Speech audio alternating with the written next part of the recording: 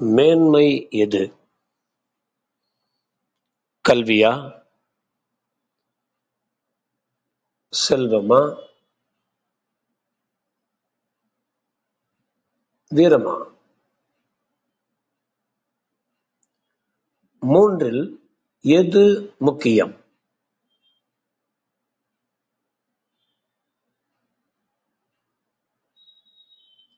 கல்வி, செல்வம், வீரம். உண்மை என்ன? ஞானி தன் ஞானத்தை குறித்து மேன்மை பாராட்ட வேண்டாம்.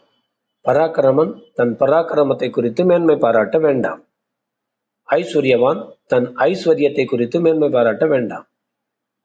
மேன்மை பாராட்டுகிறவன் பூமியிலே கிருபையும் நியாயத்தையும் நீதியும் செய்கிற கர்த்தர் நான் என்று என்னை அறிந்து உணர்ந்திருக்கிறதை குறித்தே மேன்மை பாராட்ட கடவன் என்று கர்த்தர் சொல்லுகிறார்.